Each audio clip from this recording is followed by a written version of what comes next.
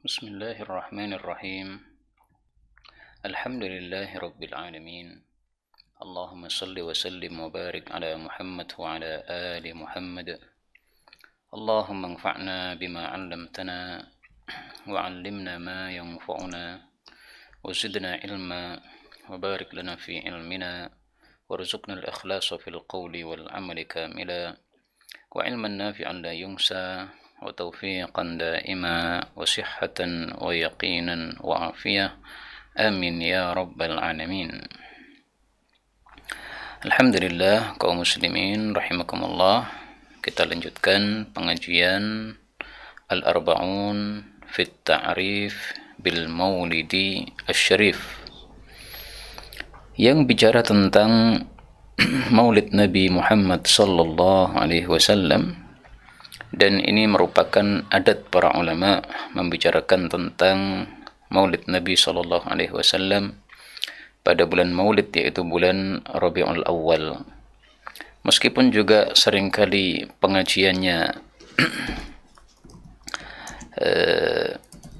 terlambat sehingga dilakukan pada bulan Rabiul Akhir, sebagaimana yang kita lakukan pada pertemuan kita ini.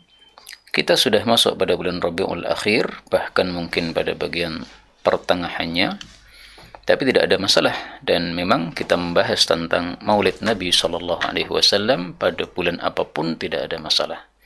Hanya kalau dilakukan pada bulan Rabiul Awal, itu selain pas munasabahnya dengan waktu kelahiran Nabi, juga sesuai dengan adat para ulama rahimahumullahu ta'ala yang membicarakannya pada bulan Rabiul Awal. Judul kitab ini adalah Al-Arba'un fil Maulid Syarif atau Al-Arba'un fit Ta'rif bin Nabi Syarif.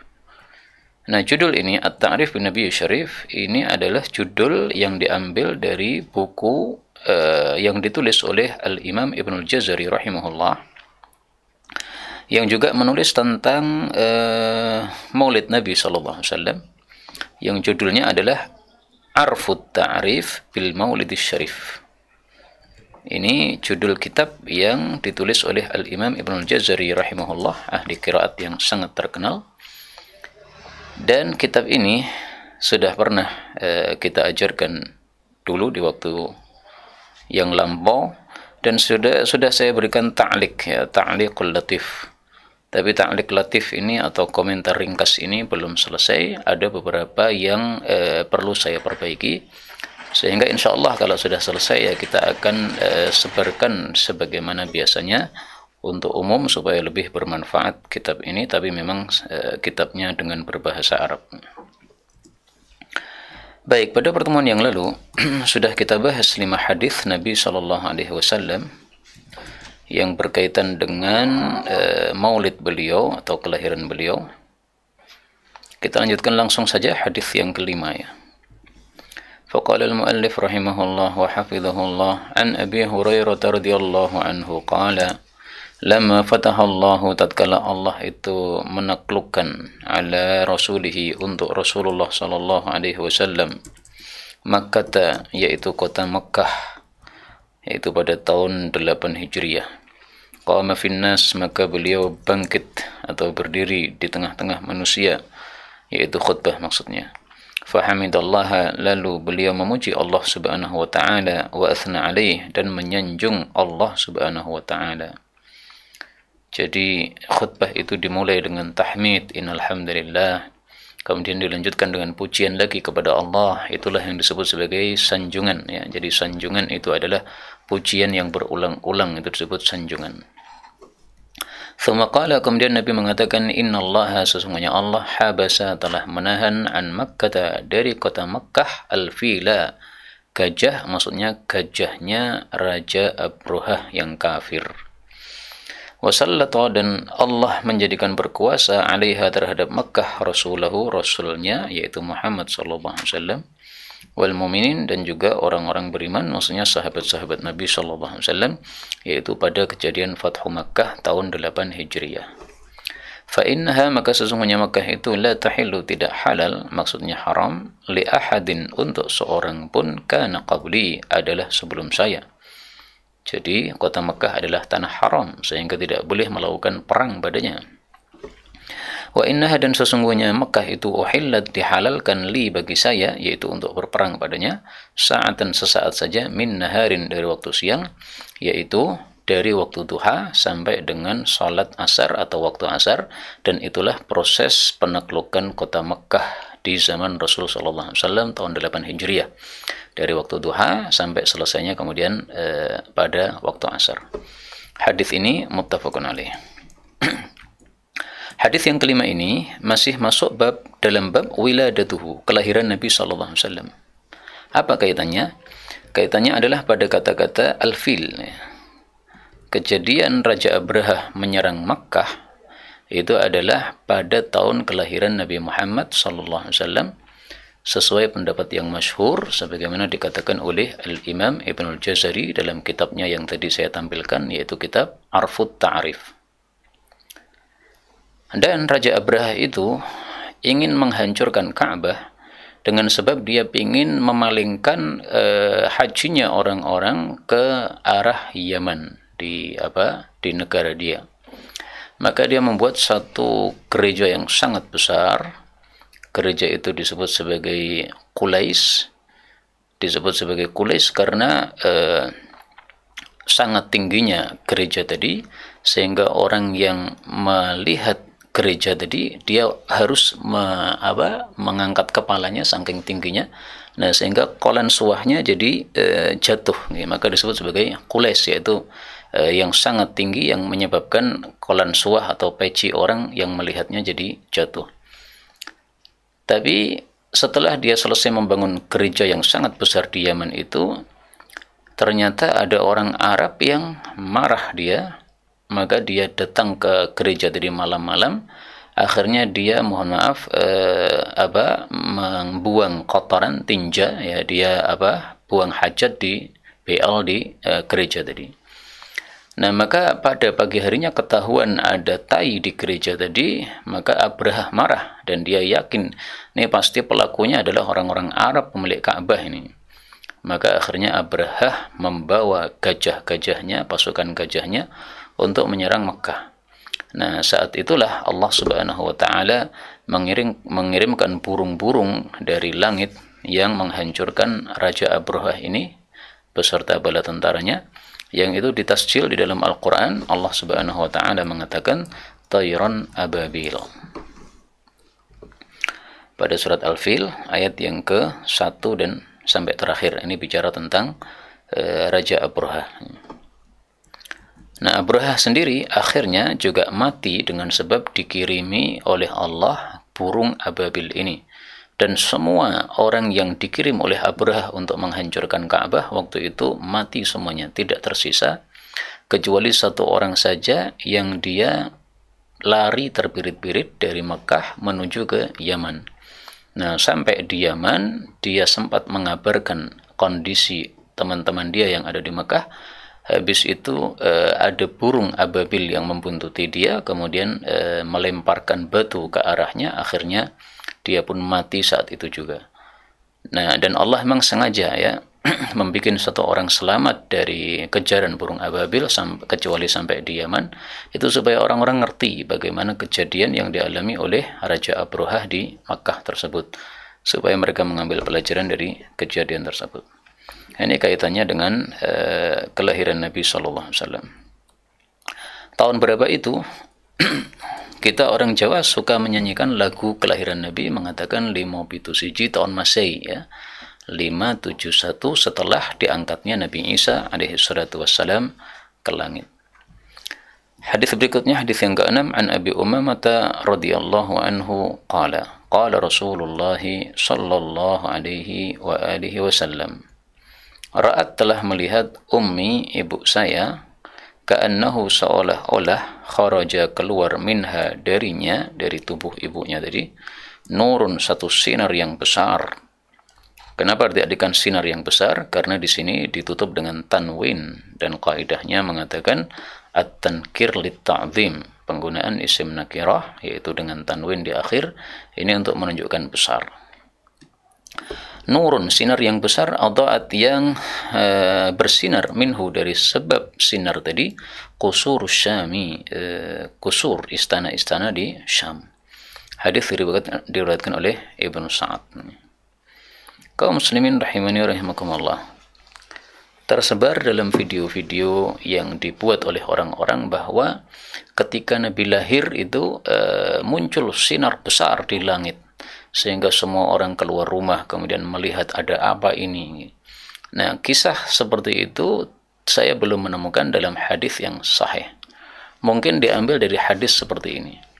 Padahal kata-kata ra'at, ya, melihat ini perlu dikaitkan dengan kalimat sebelumnya, ka'annahu, ya. Melihat seolah-olah, hanya seolah-olah. Bukan betul-betul ada sinar, bukan. Kemudian dijelaskan dalam riwayat yang lain bahwasanya melihatnya itu dalam mimpi. Ra'at ummi fi manamiha. Telah melihat ibu saya pada waktu mimpinya.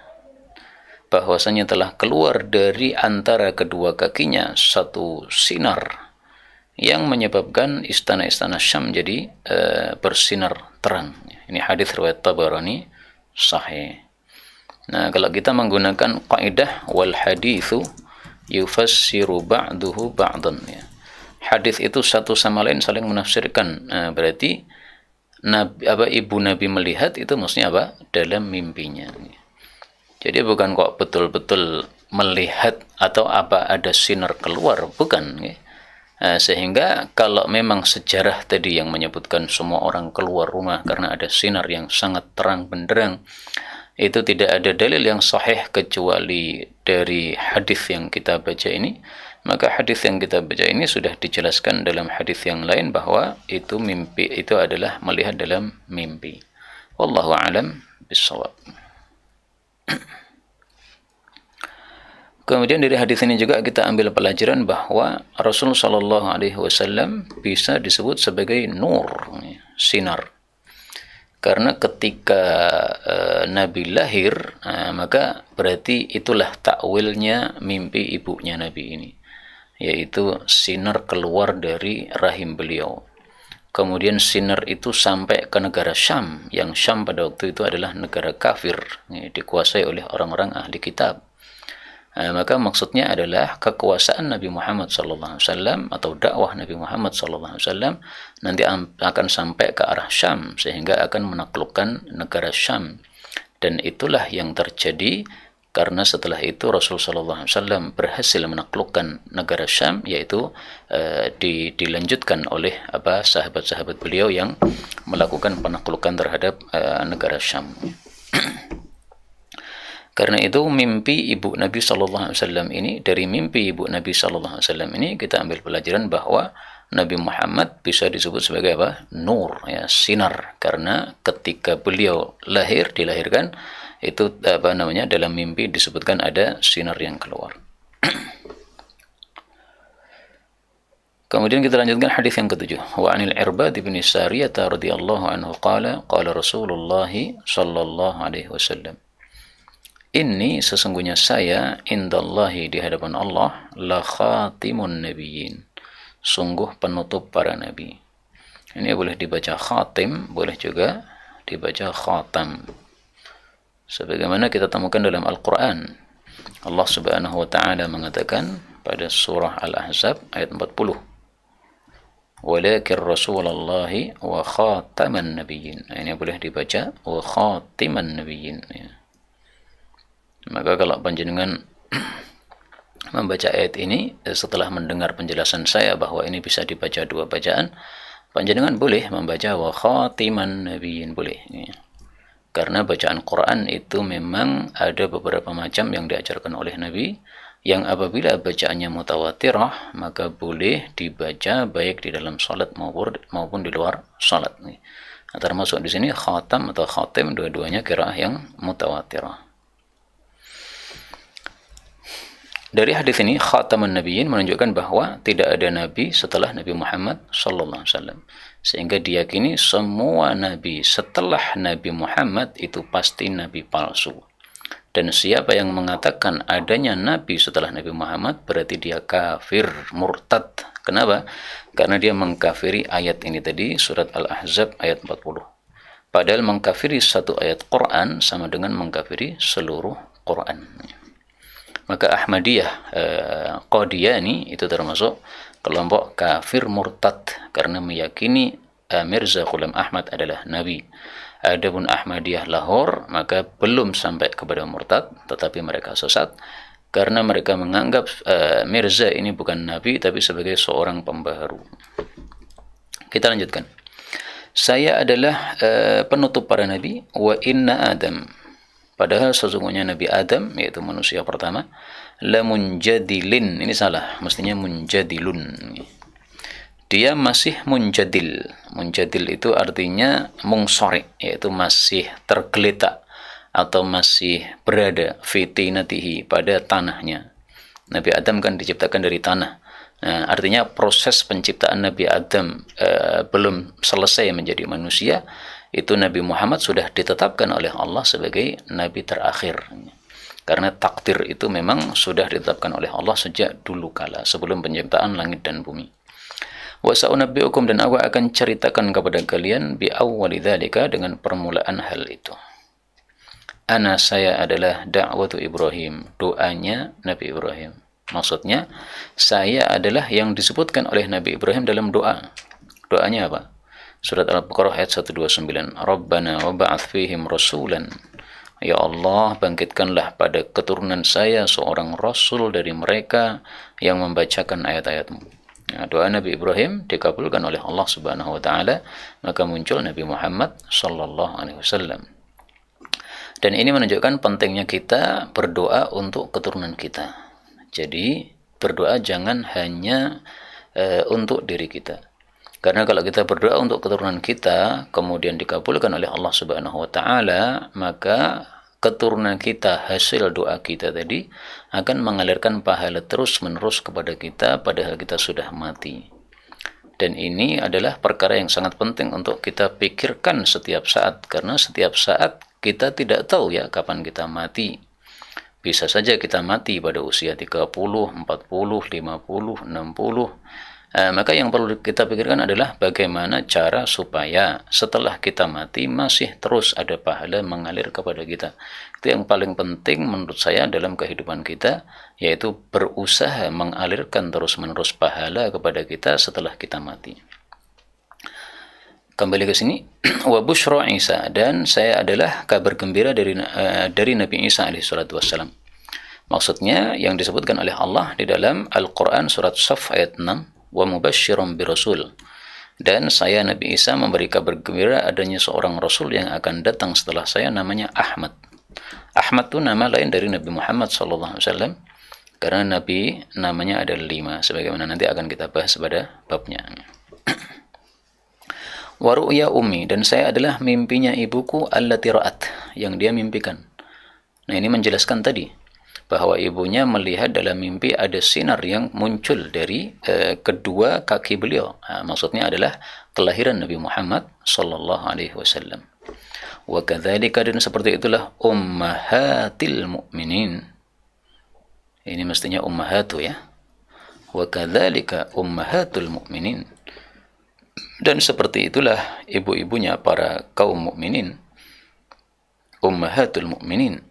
Ibu-ibunya kaum mukminin, yaroina, mereka pun juga melihat semuanya. Ini kalimat ini, wa kadzalika ummahatul mukminin yaroina, perlu kita cek lagi ya. Apakah kalimatnya seperti itu atau bagaimana? Coba kita cek lagi.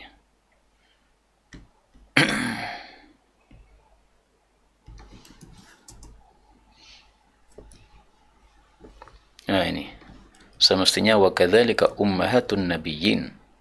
Seperti itulah ibu-ibunya para nabi, yaroina, mereka melihat. Kalau di sini tertulis ummahatul mukminin, ibu-ibunya kaum mukminin, diralat ya, ummahatu an-nabiyyin. Ya, namanya buku tulisan manusia ya, biasa ada kesalahan-kesalahan sehingga perlu ada pengajian terhadap buku tersebut. Kalau ada kesalahannya diperbaiki. Nah, jadi yang benar, ibu-ibunya para nabi pun semuanya juga bermimpi sebagaimana ibunya Nabi Muhammad sallallahu alaihi wasallam. Ada 124.000 nabi, semuanya memimpikan kelahiran anak-anak mereka. Ini hadisnya Diriwayatkan Ahmad, Tabarani, Hakim, Abu Nuaim dan Baihaqi dalam Syu'abul Iman. Baik, tapi nanti saya akan mencari lagi ya, apakah memang ada yang meriwayatkan dengan lafal al-mu'minin? Kok bisa kita mendapatkan lafal tersebut dari kitab yang lain? Baik, kita lanjutkan faslun, pasal baru, radha'uhu, penyusuan Nabi Muhammad sallallahu alaihi wasallam. Hadis yang ke-8, wa an Ummi Habibah, dari Ummi Habibah, ini namanya Ramlah, ini istri Nabi sallallahu alaihi wasallam. Binti Abi Sufyan, putrinya Abi Sufyan. Abi Sufyan bapaknya Muawiyah radhiyallahu anhuma. Qalat, dia mengatakan, ya Rasulullah, wahai Rasulullah, inna, sesungguhnya kami, nuhaddats, kami diajak bicara, maksudnya kami ngobrol-ngobrol, annaka, bahwasanya engkau itu turidu, engkau ingin, antangkiha, untuk menikahi binta Abi Salamah, putrinya Abu Salamah. Qala, maka Nabi bertanya, binta Ummi Salamah, putrinya Ummi Salamah, yaitu putrinya istri saya. Jadi Nabi kan menikahi Ummi Salamah yang janda dari Abu Salamah. Nah, orang-orang bicara bahwa Nabi juga akan menikahi putrinya Ummi Salamah. Qultu, saya mengatakan, na'am, iya. Qala, beliau mengatakan, lau annaha, seandainya putrinya Abu Salamah, lam takun robibati, bukan anak asuh saya atau anak angkat saya. Anak tiri ya, bukan anak tiri saya. Fi hajri, pada pangkuan saya, yaitu pada asuhan saya. Mahallat li, dia tidak halal bagi saya. Kenapa? Innaha, sesungguhnya dia, labnatu akhi, sungguh dia adalah putrinya saudaraku, minar radha'ah, sesusuan. Bagaimana ceritanya itu? Arda'atni, telah menyusui saya, wa Abu Salamah, juga menyusui Abu Salamah, Thuwaibah. Nah, Thuwaibah sudah kita bahas kemarin, yaitu mantan budaknya Abu Lahab. Fala ta'ridna, maka janganlah engkau menawarkan alayya, kepada saya, banatikuna, putri-putri kalian, wala akhwatikuna, jangan pula saudari-saudari kalian. Hadis muttafaqun alaih. Jadi Rasulullah diisukan akan menikahi putrinya Ummi Salamah yang juga merupakan istri beliau sallallahu alaihi wasallam. Maka kata Rasul, enggak mungkin saya lakukan. Kenapa? Haram bagi saya untuk menikahi. Haramnya kenapa? Haramnya dua sebabnya. Sebab yang pertama, karena dia adalah robibahnya Nabi, yaitu anak tirinya Nabi sallallahu alaihi wasallam. Saya kalau menikahi seorang janda, dan janda itu sudah punya anak perempuan, maka anak perempuannya itu boleh saya nikahi apabila saya belum mengumpuli si janda tadi. Jadi misalnya saya menikahi janda tersebut, setelah itu saya cerai, belum saya kumpuli. Nah, maka anaknya janda tadi kalau saya nikahi boleh. Nah, Nabi sudah mengumpuli Ummi Salamah, berarti tidak boleh menikahi putrinya Ummi Salamah. Ini sebab yang pertama. Sebab yang kedua, ibnatu akhi minar radha'ah. Karena Abu Salamah, bapaknya si perempuan tadi, adalah saudara susu Nabi sallallahu alaihi wasallam. Berarti putrinya adalah keponakan susuan Nabi sallallahu alaihi wasallam. Nah, menikahi keponakan susuan haram hukumnya, sama dengan menikahi keponakan dari nasab. Nih, saya punya adik saya punya anak, ini berarti keponakan saya, nggak boleh saya nikahi. Nah, seperti itulah yang dimaksud dalam hadis ini. Maka janganlah menawarkan kepada saya putri-putri kalian, karena tidak haram untuk saya. Juga saudari-saudari kalian. Jadi tidak boleh seorang laki-laki mempoligami dua perempuan yang kakak beradik. Saya menikahi seorang wanita plus adiknya, nggak boleh. Kalau mau menikahi adiknya harus menunggu kakaknya ini mati atau dicerai dulu, baru boleh. Nah, kaitannya dengan masalah judul tadi, penyusuan Nabi sallallahu alaihi wasallam, berarti yang menyusui Nabi Muhammad sallallahu alaihi wasallam ada beberapa orang. Pertama tentu saja ibu beliau Aminah ya. Yang kedua adalah ini Thuwaibah. Thuwaibah ini menyusui banyak orang, menyusui Nabi Muhammad sallallahu alaihi wasallam, menyusui Hamzah paman Nabi sallallahu alaihi wasallam, menyusui Abu Salamah sahabat Nabi sallallahu alaihi wasallam. Kemudian yang ketiga adalah Halimah As-Sa'diyah. Nah, Halimah As-Sa'diyah menyusui Nabi, dalilnya apa? Dalilnya hadis berikutnya. Hadis yang ke-9. Qala al-Bukhari rahimahullah. Berkata Imam Bukhari rahimahullah pada jilid 4 halaman 88. babun bab wa minad dalil, termasuk dalil ala annal khumus, bahwasanya 1/5 dari ghanimah, dari rampasan perang, linawaibil muslimin, adalah untuk hajat-hajat kaum muslimin, adalah masa'alah Hawazin, apa yang kaum Hawazin meminta kepada Nabi sallallahu alaihi wasallam, itu meminta dari hasil rampasan perang terhadap mereka itu, birodaihi, dengan sebab penyusuan Nabi Muhammad, fihim, pada suku Hawazin.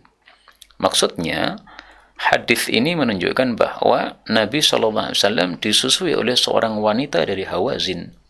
Nah, siapa mereka? Siapakah dia? Dia adalah Halimah As-Sa'diyah. Jadi Halimah As-Sa'diyah termasuk dari suku Hawazin, sehingga pada suatu saat ketika Nabi menaklukkan Hawazin, ya orang-orang Hawazin waktu itu kafir, diserang oleh Nabi sallallahu alaihi wasallam dan mereka akhirnya kalah. Nah, setelah itu dikuasailah harta-harta orang-orang Hawazin oleh Rasul dan para sahabat Nabi sallallahu alaihi wasallam. Tapi akhirnya mereka mau masuk Islam dan mereka akhirnya minta dikembalikan apa yang sudah diambil oleh Nabi sallallahu alaihi wasallam itu. Nah, mereka minta itu dengan menyebutkan bahwa engkau itu adalah anak asuhan kami, ya. Engkau anak susuan kami. Kamu dulu ketika kecil, wahai Muhammad, kamu disusui oleh salah satu wanita kami, ya. Yang dimaksud adalah Halimah As-Sa'diyah rahimahallahu ta'ala. Nah, untuk Halimah Sa'diyah ini, apakah dia seorang muslimah ataukah dia bukan muslimah, diperselisihkan oleh para ulama rahimahumullahu ta'ala. Kalau kita meyakini Halimah Sa'diyah adalah seorang sahabat Nabi, ya kita katakan radhiyallahu ta'ala anha. Kalau kita meyakini dia bukan sahabat Nabi alias dia mati kafir, ya tidak boleh kita mengatakan radhiyallahu ta'ala anha. Wallahu alam. Kalau dari sejarah saya lihat secara sekilas, ya, cenderung saya adalah beliau termasuk sahabat Nabi sallallahu alaihi wasallam, sudah masuk Islam. Mungkin kekurangan-kekurangan saya dalam bab sejarah seperti ini nanti akan dilengkapi oleh teman kita Al-Ustaz Abdullah Muallim hafizahullah ta'ala, karena beliau adalah pengampu pelajaran sirah di Ma'had Al-Islam, sudah bertahun-tahun mengajarkan sirah, sehingga pasti bacaannya tentang sirah lebih banyak daripada apa yang saya baca. Maka kita harapkan nanti di akhir majelis, setelah selesainya kita mengkaji kitab ini, akan ada tambahan-tambahan yang penting untuk disampaikan dalam bab sirah ini oleh beliau Ustadz Abdullah Muallim hafizahullah. Kita lanjutkan, faslun, pasal baru, syaqqu sadrihi sallallahu alaihi wasallam, pembelahan dada Nabi sallallahu alaihi wasallam. An Anas bin Malik, dari Anas bin Malik radhiyallahu anhu, anna Rasulullah sallallahu alaihi wasallam atahu Jibril, didatangi oleh Jibril. Boleh juga dibaca Jibril, boleh juga dibaca Jabrail, boleh juga dibaca Jabrail. Jadi ada 4 bacaan, ya. Sallallahu alaihi wasallam, wahwa, sementara Nabi yal'abu, sedang bermain-main, ma'al khilman, bersama anak-anak kecil. Menunjukkan bahwa anak kecil itu memang usianya usia bermain, sehingga nggak ada masalah bermain-main. Nabi Muhammad saja sebelum menjadi Nabi ketika masih kecil itu bermain-main sebagaimana anak-anak yang lain, nggak ada masalah. Fa'akhadahu, lalu malaikat Jibril memegang Nabi, fasara'ahu, lalu merobohkan Nabi, ya, menidurkan Nabi sallallahu alaihi wasallam. Fasyaqqa, lalu beliau membelah an qalbih, dari hati Nabi Muhammad sallallahu alaihi wasallam. Fastakhrajal qalba, lalu dia mengeluarkan hati. Fastakhraja, lalu Jibril mengeluarkan minhu, dari hati tadi, alaqatan, sekerat satu kerat daging. Faqala, maka Jibril mengatakan, hadza, ini adalah hadzus syaitan, bagian setan, minka, dari diri kamu. Artinya manusia itu hatinya adalah bisa dikuasai oleh setan. Dikuasainya pada bagian apa? Pada bagian ini, alaqahnya ini. Nah, untuk Nabi Muhammad SAW, Allah tidak menghendaki hatinya bisa dikuasai oleh setan, sehingga dikirimlah malaikat Jibril untuk kemudian membasuh bagian yang bisa dikuasai oleh setan ini, sehingga setelah itu tidak mungkin dikuasai oleh setan. Nah, masing-masing kita selain Nabi Muhammad SAW tidak ada jaminan seperti ini. sehingga kita bisa dikuasai oleh setan. Bagaimana setan menguasai kita? Yaitu ketika kita tidak zikir kepada Allah Subhanahu wa taala. Ketika kita zikir kepada Allah Subhanahu wa taala, maka alaqah atau satu bagian pada hati kita tadi yang bisa dikuasai setan itu tidak bisa dikuasai setan. Setannya mundur. Itulah yang dimaksud di dalam Al-Qur'an. Allah mengatakan minal waswasil min syarril waswasil khannas. Al-waswas yang bisa mengganggu manusia ketika manusia tidak zikir kepada Allah. Al-Khannas yang dia mundur tidak bisa mengganggu ketika manusia zikir kepada Allah Subhanahu wa taala. Thumma kemudian ghasalahu, Jibril membasuh hati tadi fi tastin pada satu wadah min dhahabin dari emas bima Zamzam dengan air Zamzam. Nah, ini jangan salah istimbat atau kesimpulan ya. Bukan berarti boleh menggunakan wadah dari emas berdasarkan hadis ini, bukan ya. Tetap wadah emas diharamkan bagi umat muslim untuk menggunakannya. Emas hanya boleh digunakan untuk perhiasan tubuh, itu pun bagi perempuan, bagi laki-laki tidak boleh. Jadi untuk anting-anting silahkan, untuk bros silahkan, pokoknya perhiasan tubuh. Tapi untuk selain perhiasan tubuh tidak boleh. Misalnya mic ini dari emas, haram. Pena dari emas, haram. Karena pena bukan perhiasan tubuh ya. Jadi ringkasnya emas dibagi dua, perhiasan tubuh atau bukan. Kalau perhiasan tubuh maka halal untuk wanita. Adapun selain perhiasan tubuh maka haram untuk laki-laki dan perempuan, termasuk wadah emas ini ya. Nah, adapun malaikat Jibril menggunakan wadah emas karena malaikat Jibril tidak terkena hukum yang dibawa oleh Nabi Muhammad SAW. Ini urusannya lain, ya. Urusannya apa? Lain. Kemudian bima Zamzam dengan air Zamzam. Nah, kalau di sini bisa diambil pelajaran, bolehnya kita mencuci dengan air Zamzam. Mandi dengan air Zamzam boleh, ya. Kemudian mencuci baju dengan air Zamzam boleh. Tidak termasuk meremehkan air Zamzam yang dibarokai oleh Allah Subhanahu wa taala. Demikian diambil kesimpulan oleh para ulama kita. Thumma kemudian la'amahu, Jibril pun menggabungkan lagi dada Nabi. Jadi setelah dibelah kemudian digabungkan lagi. Thumma a'adahu, kemudian Jibril mengembalikan hati tadi fi makanihi, pada tempatnya. Hadis diriwayatkan oleh Imam Muslim. Jadi hadis ini sahih ya, bahwa Nabi Muhammad SAW pernah dibelah dadanya oleh malaikat Jibril. Sehingga meskipun tidak masuk akal bagi kita karena zaman itu belum ada obat bius dan sebagainya, ya wajib kita percaya. Kenapa? Karena hadisnya sahih, dan hadis sahih itu harus dipercayai, tidak mungkin kita ingkari nih, meskipun tidak masuk akal. Karena bagi Allah segala sesuatu adalah mudah bagi Allah untuk melakukannya. Bahkan sebagian ulama mengatakan kejadian pembelahan dada ini ada dalam Quran. Pada surat Asy-Syarah ayat 1, Alam nashrah laka sadrak. Yang terkenal kan diartikan, bukankah kami telah melapangkan dadamu, gitu kan. Nah, sebagian ulama mengatakan nashrah itu, syaraha itu membelah. Bukankah kami telah membelah dadamu? Melapangkan dada nikmat ya, karena kita hatinya nyaman, senang, tidak susah, itu nikmat. Tapi hati dibelah untuk dibersihkan itu juga nikmat yang besar ya. Maka ini di sini Allah sebutkan nikmatnya. Nah, berapa kali Nabi Muhammad SAW dibelah dadanya? Guru-guru saya ketika ditanya masalah ini jawabannya berbeda-beda. Syekhuna Mustafa Al-Adawi dari Mesir, seorang ahli hadis yang sangat terkenal pada masa kita sekarang ini. Bahkan mungkin tidak ada yang lebih tinggi ilmu hadisnya daripada beliau untuk masa sekarang ini ya. Beliau mengatakan secara tegas bahwa pembelahan dada Nabi cuma 2 kali. Yang pertama kali ketika kecil, ini dalilnya. Yang kedua adalah ketika melakukan Isra Mi'raj. Hadisnya nanti akan kita baca pada pertemuan berikutnya insyaallah taala. Adapun guru kami Syekh Abdul Aziz Al-Ansi ini, ketika beliau ditanya masalah ini, maka beliau menjawab ada 4 kalau kita lihat di dalam kitab-kitab sejarah, 4 kali. Dan beliau sebutkan usianya. Pada usia 4 tahun dibelah dadanya. Pada usia 10 tahun dibelah lagi dadanya. Nah, kejadian ini fa'akhadahu, diambil ini kira-kiranya usia 4 tahunan ini ya, atau yang 10 tahun wallahu alam. Kemudian dibelah lagi pada waktu Isra Mi'raj. kemudian bukan ya, sebelum Isra Mi'raj ada ketika menjadi nabi usia 40 tahun.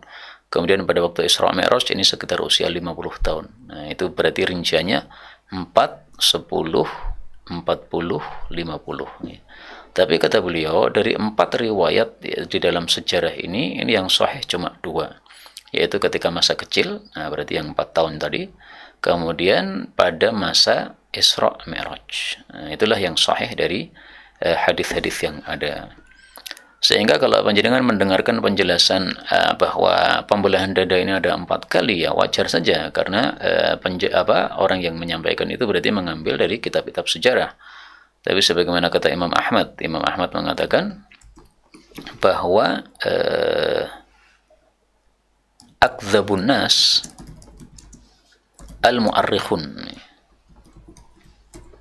Akdzabun nas, orang yang paling banyak dusta itu adalah al-mu'arrikhun, para ahli sejarah.